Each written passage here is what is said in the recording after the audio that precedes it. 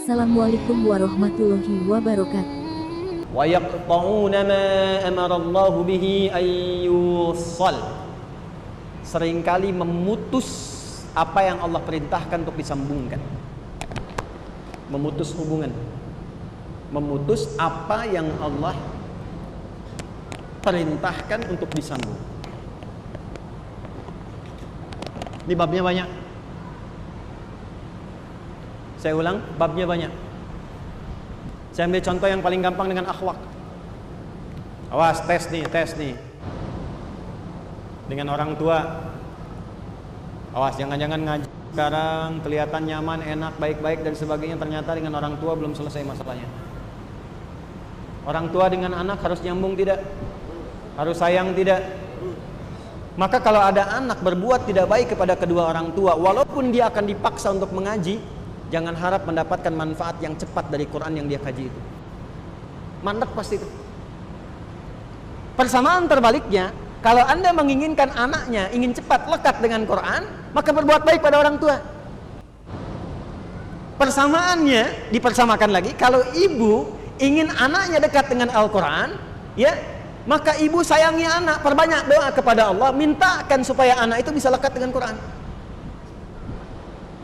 Saya kadang berat cerita ini ya, karena ibu saya pun pasti lihat. Tapi kadang saya berbagi untuk menguatkan diri dan meneguhkan niat bahwa mudah-mudahan pahala mengalir gitu. Ibu saya kira saya itu akan mengajar itu kemarin di sini. Dan begitu saya telepon ibu saya tadi pagi, mah, insya Allah saya akan ke Bandung gitu kan. Loh, mama kira tadi malam katanya udah mau nyiapkan handphone, jadi setiap saya ngajar ini sekarang beliau pasti lihat nih. Pasti lihat. Saya mengaji seperti ini.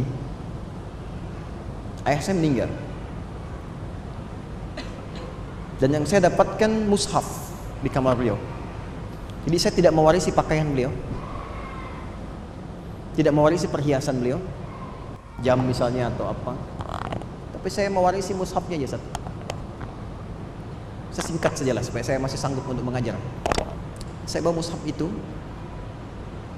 saya datang ke ruang tengah, saya buka, saya menghadap kiblat, saya katakan, ya Allah, saya sekarang tidak punya kemampuan untuk bisa berbuat baik dalam keadaan ayah hidup karena sudah meninggal. Maka beri saya kesempatan untuk menjadikan setiap bacaan Quran ini, setiap hurufnya mengalir pahalanya untuk ayah saya dan ibu saya. Maka saya mulai membaca, keluar air mata. Saya baca dengan salah satu niatnya pahalanya mengalir untuk orang tua, untuk ayah menerangi kesendirian beliau di alam kubur sana, dan ibu membahagiakan beliau. Saya baca. Anda tahu apa yang terjadi? Tiba lisan saya saat itu tidak bisa berhenti membaca, baru selesai ke ayat 40 di Al-Baqarah. Dan yang dibaca itulah yang sulit untuk keluar dari benak kita, dari kepala, dari mulai bacaannya, hurufnya, posisinya, artinya, macam-macam sejak saat itu. Dan itu terbiasa sampai dengan sekarang. Jadi saya ingin katakan, menyambung hubungan dengan yang Allah perintahkan disambung, dengan orang tua, dengan ibu, dengan ayah, kasih sayang yang baik, berikan perhatian, doa. Itu salah satu fadilahnya, mempercepat kemampuan kita untuk menangkap petunjuk dari Al-Quran. Dan itu yang dilakukan oleh ulama-ulama dulu. Ibu jangan lihat Imam Syafi'inya sekarang karya dan umatnya banyak. Kalau Anda pengen tahu, Imam Syafi'i itu bisa demikian, salah satunya perjuangan ibunya yang single parent.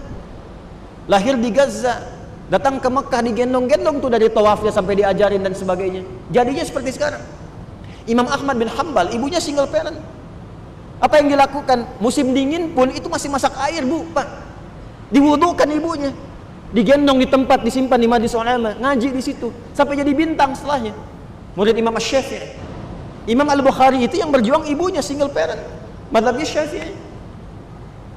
Jadi ada persamaan antara menyambung sesuatu dengan erat dengan dan petunjuk dari Al-Quran. Maka kalau ingin mendapatkan kemuliaan Al-Quran, dimulai dengan salah satunya apa? Minta ridho orang tua, siapa yang masih ada. Minta doa. Ibu jangan diminta, doakan anaknya. Ya, minimal ada satu di keluarga yang jadi kebanggaan. Di akhirat, Bu, karena kalau dunia sementara. Harus ada di keluarga Anda itu, saya, kita, yang dipanggil di akhirat mewakili keluarga besar. Jadi kebanggaan. Itu loh anak-anak yang sering Anda lihat orang tuanya itu orang biasa. Ya, hartanya nggak banyak, makannya terbatas, Anda merasa kasihan. Jangan salah, mungkin yang perlu dikasihani itu Anda. Karena dia telah menciptakan, membuat sebuah sistem kehidupannya bahagia di sisi Allah. Jadi kebanggaan. Ternyata anaknya sudah hafal Quran 30 juz. Ternyata orang tuanya hafal Quran dengan 7 riwayat. Dan dia siapkan anaknya di kebanggaan di akhirat. Saat orang tua yang kadang dipandang sebelah mata di dunia itu, bahkan anaknya mampu memakaikan mahkota di kepala ibu dan ayahnya di hari kiamat kelak. Anda ada di mana? Harus berubah cara berpikirnya. Besok itu wafat teman-teman. Besok itu kembali.